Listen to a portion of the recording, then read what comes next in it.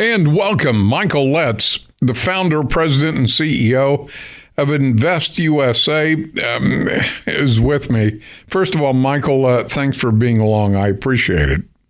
Always a privilege, Rick. I appreciate the fact that you get the truth out to your listeners, and that's a great service to this country. It's getting harder and harder, I'll tell you that. I appreciate the kind words, but man, you don't get the news by listening or reading. You have to read between the lines now. Sure do. How does the White House so quickly dismiss a case surrounding an illegal drug ending up in a locker next to the West Wing?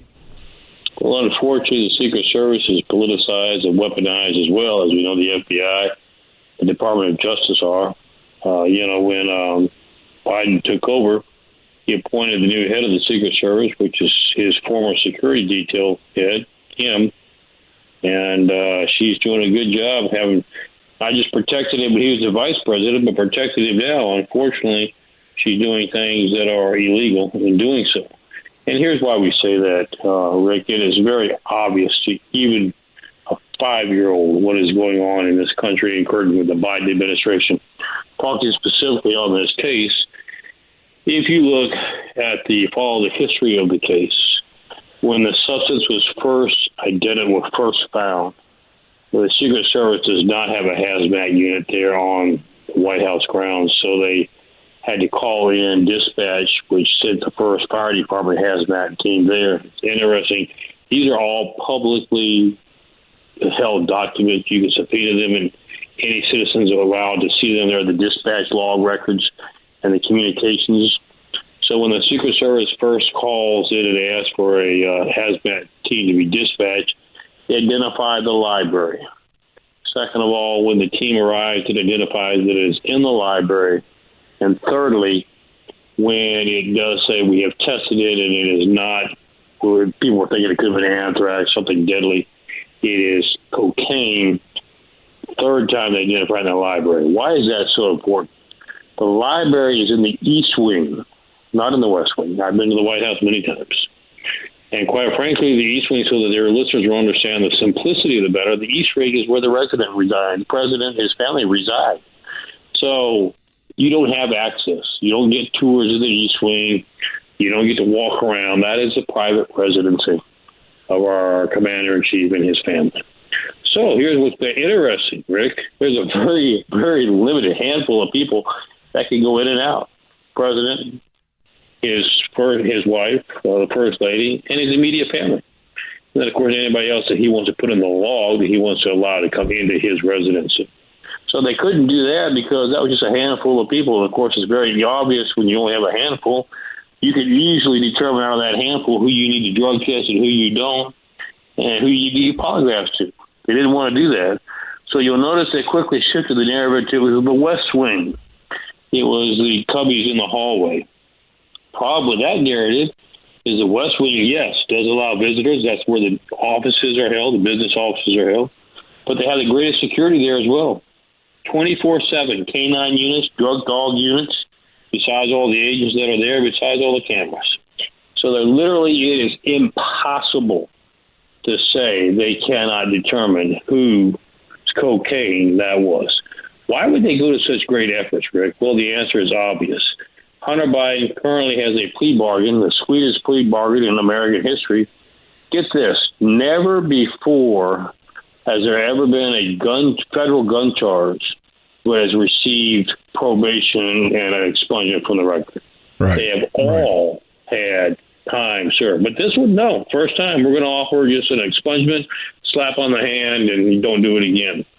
And, of course, on his IRS, his taxes, you and I would be buried under the jail, and then on top of it, have to pay what we owed, and then on top of that, have to pay a hefty penalty. What's he being offered? Just pay what you're owed. They wouldn't negotiate that, and that's the end of it. And then it'll all be expunged. It won't even be on your record. However, because you can't just accept that, it has to be approved by a federal judge who, at this moment, that federal judge is a Trump-appointed judge, and the judge has the opportunity to reject that plea bargain and send it back to square one. You would give them a great basis to reject it if suddenly there was a drug allegation or drug charge involved. So it becomes imperative for them that this story be buried, that it not come out, that he not be charged with drugs. Because what's the worst case scenario? If he were charged with drugs and the plea bargain fell apart, he would be convicted like you and I were of whatever it was, and the president would have to pardon him. You know how the American public would feel about the president pardoning his son. It just is not a good scenario for the Democrats. They want to avoid it at all costs, Rick. Well, let me ask you this. Talking with Michael Letts, founder and president, CEO of Invest USA, shortly before I went on the radio this afternoon, got a report in from Breitbart.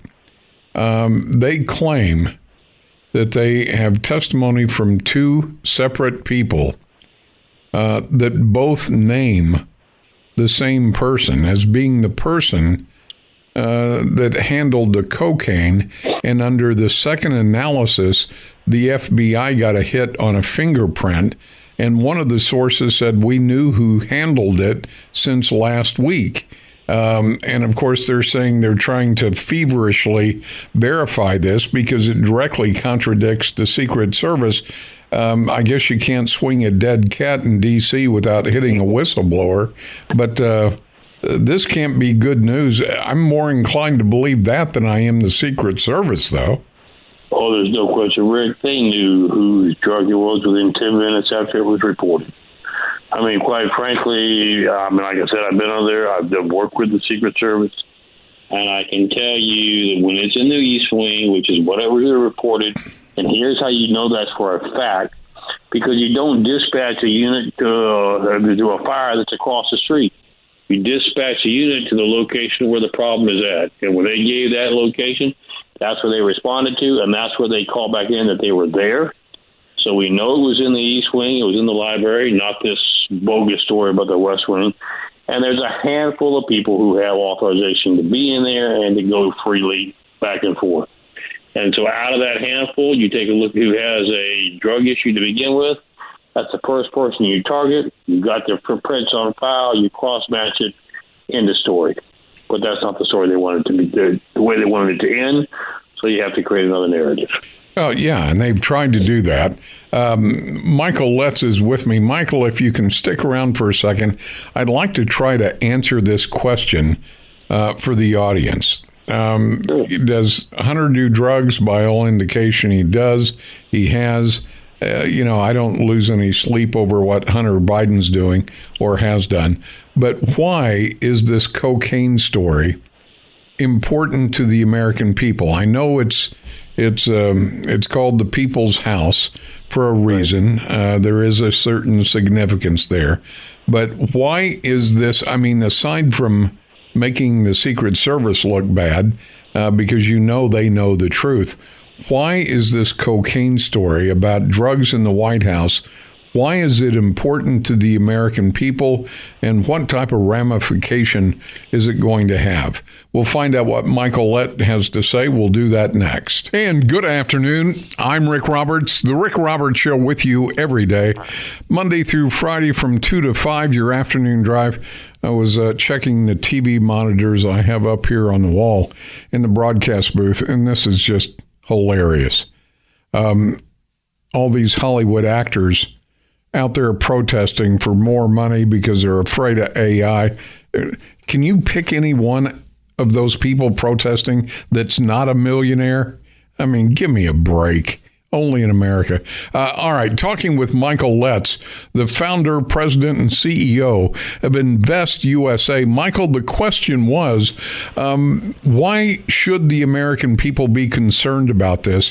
What are the ramifications? Why is this important to every free American in this country? Well, the biggest reason, Rick, quite frankly, is outside of your view or whether you don't like the Bidens, et cetera, the key concern for every American is this is the most secure location basically in the world. We do everything we can to protect our president. After 9/11, we installed SAM batteries, shoot aircraft out of the sky. They got approached we thought were threatening. Every possible protection has been put in place for not just the president. This is where I want to tell Americans to understand. There are key decisions made in that residency. There are classified discussions military strategies, priorities for the country, etc. So, that having been said, if you can get into the most secure location in the world and leave cocaine, you can get in and leave anthrax, you can get in and leave bugging devices, you could just totally destroy the national security of this country, which affects you and I every day. That's why this is so vital, and I don't think the Secret Service is understanding the American people have a very valid concern with that. And you can't just brush this under the rug. You're telling me that, we're going to close the case because we don't think we can identify who did it. So we have no national security then? We have no ability to defend, classified information to being discussed in the White House. We have no ability to defend the lives of those in the White House. You could have put anthrax in and killed everybody. It just makes that's why it's so frightening for the American people. That is not an acceptable answer, Rick. We know who did it. They know who did it. They do it within 10 minutes. The fact that they're trying to protect a resident that's there is no excuse for causing the American people to wonder how secure a White House premise is. Yeah, unless they've got this monarchy view, well, as long as we know what's going on, that's good enough. Let the American people wonder. I'm sorry. What I heard from the Secret Service, number one, I don't believe it. But not that that's a prerequisite for truth, but I don't believe it. Number two, simply saying, well, we'll probably never know. You wouldn't say that if it were ricin or anthrax. You wouldn't say that if it was some type of high-tech bugging device to give our enemies and those that wish to destroy this country and our very way of life. You wouldn't say if you found that, so don't say it now. I think the American people have every right to know. Michael Letts, the founder and president and CEO of Invest USA. Michael, if people want more information about what you're a part of, how do they do that? You go to our website. That's www.invest.usa.org. It's a charity.org. All these commentaries, all this is on our website, along with the ability for people to get involved to help protect our first responders. To first and foremost, I would tell everybody, see a first responder today, tell them thank you for their service. They're putting their life on the line for no respect, little pay. They don't even know you, but they're willing to do it because they want you to remain free. And God bless them for doing so. Amen to that. Michael, thank you for your time. Thank you, Rick. God bless you. God bless America. Together we will prevail. I believe that. Michael Letts, everybody. All right. When we come back, I've been asked more times than I can count, Rick, is Biden running for re-election? Because he said he was going to. He's kicked off his campaign. Everybody's talking about it. What was my answer?